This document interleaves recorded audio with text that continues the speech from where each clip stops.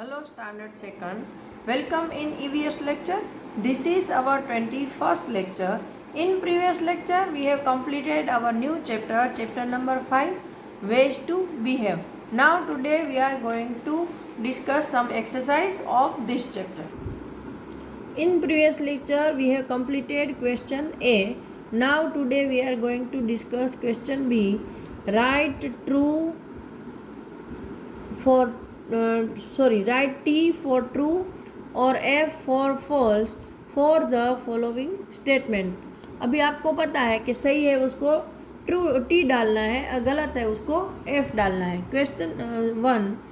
Nobody likes a sad and ill-mannered child. मतलब किसी को भी उदास और मैनरलेस बच्चा पसंद नहीं है, तो ये ट्रू है. Now 2. When I want something, I say please. अगर मुझे कुछ चाहिए किसी से तो मुझे प्लीज़ कहकर मांगना चाहिए, ये भी सही है. You should say you are welcome when someone says thank you. अगर कोई आपको थैंक यू बोलता है तो आपको उसके सामने यू आर वेलकम ऐसे रिप्लाई करना है, तो ये भी सही है. Now question C. What has the girl done? Is it a sign of good manners? मतलब इस लड़की ने क्या किया है, तो the girl has given her seat to a old lady to sit over there and it is a good manner. ठीक है. Now next over here question D. Answer the following questions. How do people greet each other? लोग एक दूसरे को कैसे अभिवादन करते हैं, तो people greet each other by saying good morning, good afternoon और good evening. What do you understand by good manners? Good manners से आप क्या समझते हो, तो good manners is a behavior that polite and graceful. Good manner क्या है, तो कि ऐसा एक बिहेवियर है जो कि पोलाइट एंड ग्रेसफुल है. Number 3. What are the 3 magic words? 3 magic word क्या है, तो we have already discuss that please, sorry and thank you. These are the 3 magic words. Number 4. What should we do when we hurt somebody unknowingly? जब हम अनजाने में किसी को दुख पहुंचाते हैं या कुछ लगा देते हैं तो हमें क्या बोलना चाहिए, तो वी शुड से सॉरी. फिर आप अगर पूरा सेंटेंस लिखना चाहते हो तो लिख सकते हो कि we should say sorry when we hurt somebody unknowingly. Now question 5. Write any one way by which you can make others happy. एक कोई रास्ता लिखो, बताओ जिसके थ्रू आप दूसरों को खुश कर सकते हो. तो बहुत सारे रास्ते हैं. We should happy others by helping them, by greeting them, by say them sorries, thank yous, etc. Right? Now, what is it all right for elders to say sorry to children if they have done anything wrong? मतलब यहाँ पूछा है कि अगर किसी बड़े ने कोई मिस्टेक की है तो वो छोटे बच्चे को सॉरी बोल रहे हैं, तो क्या ये सही है? तो भाई मेरे हिसाब से तो सही है, चाहे हम बड़े हों या छोटे. अगर हमसे मिस्टेक होती है, हम किसी को हर्ट करते हैं, तो वो हमसे छोटा ही क्यों ना हो, वी शुड से सॉरी. तो उसमें हम कोई छोटे नहीं हो जाते. बड़े होने का मतलब ये थोड़ी ना है कि हम छोटों को रिस्पेक्ट ना दें, राइट. तो we should pay respect to our youngers too. हमें अपने से छोटे को भी रिस्पेक्ट देना चाहिए, तो ये मेरे हिसाब से तो सही है. Now activity zone. Right any 3 good manners you follow at home and in school. कोई भी 3 मैनर्स लिखो जो आपको घर में और स्कूल में फॉलो करने हैं। तो same as greet to others, help to others, say sorry while you are hurting somebody's etc. So now this is our chapter number 5 is completing over here, and we are going to start our chapter number 6, eating healthy. eating healthy मतलब कि तंदुरुस्त खाना, मतलब healthy food. Now over here do you remember मतलब आपको याद करके यहाँ जो पिछले आपने चैप्टर लर्न किए या अगले साल फर्स्ट स्टैंडर्ड में आपने जो लर्न किया है उसके अकॉर्डिंग आपको क्या आता है वो आपको यहाँ पर लिख के बताना है। Given below are some pictures of food, fill in the blanks stating where they come from. मतलब कि यहाँ पर आपको कुछ पिक्चर दिए हैं और वो आपको कहाँ से खाना मिलता है, प्लांट्स और एनिमल्स। मतलब ये खाना आपको प्लांट से मिल रहा है या एनिमल्स से। तो सबसे पहला पिक्चर है यहाँ पर देखो, this is a fish.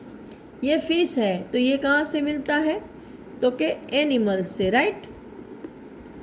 Now second one is potato, it's obviously we are getting from plants. Now this is brinjal, it's also got from plants, and next one are eggs that we are getting from animals. Now over here food is our basic needs, मतलब खाना हमारी बहुत ही ज़्यादा basic ज़रूरियात है, मतलब सबसे पहली ज़रूरियातों में से एक है वो है हमारा खाना। It is important for us because, वो हमारे लिए बहुत इम्पोर्टेंट है, क्यों, तो कि first point, it gives us energy to do work. वो हमें काम करने की एनर्जी, ताकत देता है। अगर हम खाना ना खाएं तो कुछ दिनों में हमारे में से ऐसा लगता है कि एनर्जी ही नहीं है, हम काम नहीं कर पाते।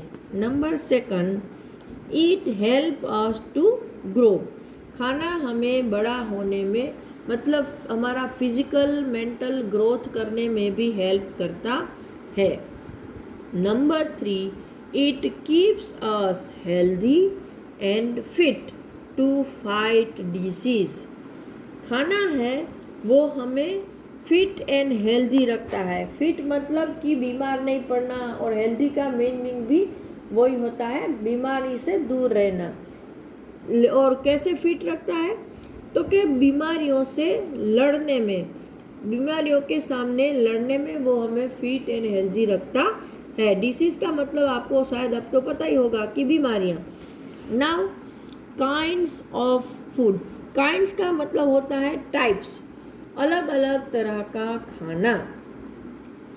Different kinds of food fulfil different need of our body, मतलब अलग अलग तरह का खाना है वो हमारे बॉडी की अलग अलग ज़रूरियातों को पूरी करता है।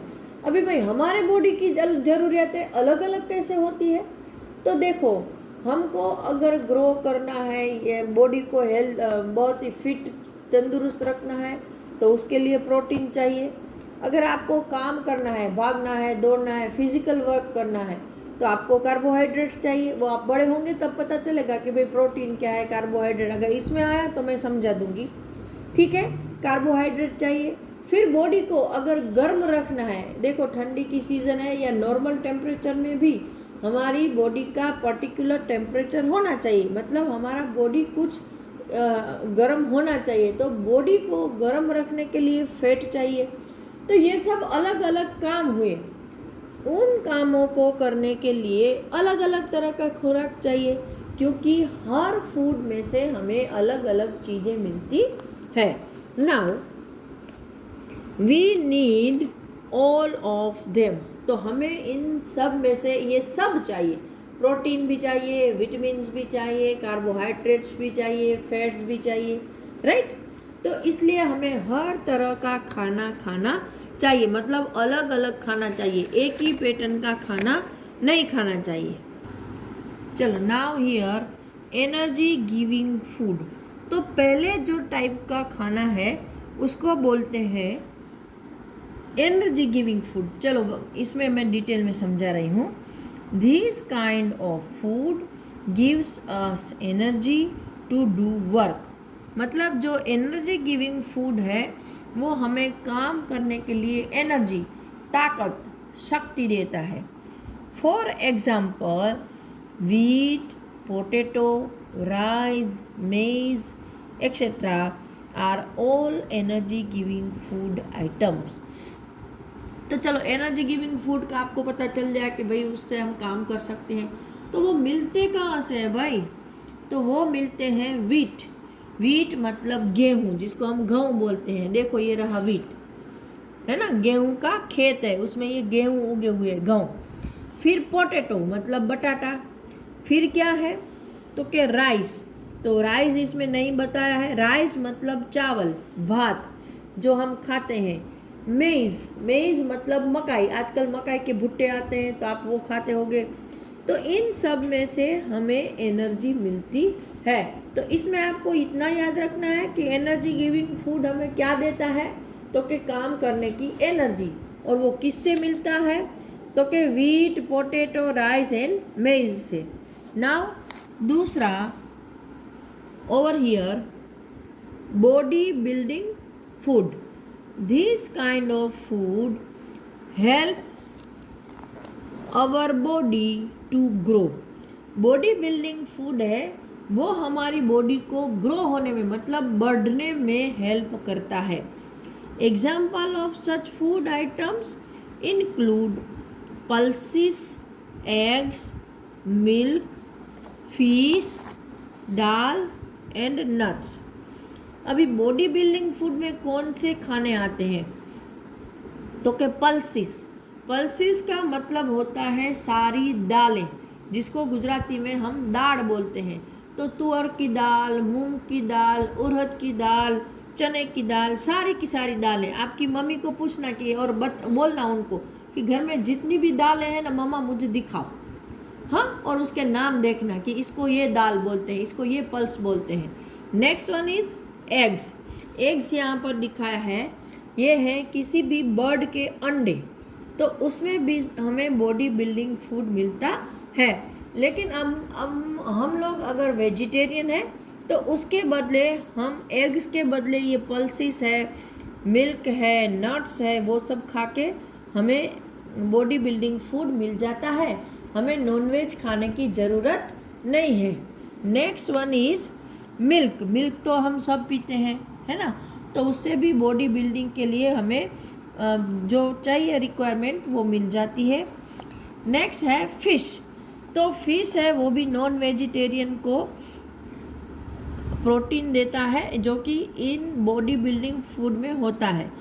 फिर है दाल। दाल मतलब कि जो मैंने अभी बताया कि पल्सेस, पल्सेस मतलब जो दाल के होल ग्रेन्स आते हैं। जैसे मैंने बताया ना चना, तुअर, तो चना जब पूरा गोल होता है, उसके दो हिस्से नहीं होते हैं, उसको पल्सेस बोलते हैं। और जब उसके दो हिस्से हो जाए तो हम उसको दाल बोलते हैं, ठीक है। And nuts. नट्स मतलब कि सारे के सारे ऐसे दाने जो कि हम, जिसमें से हमें ऑयल मिलता है।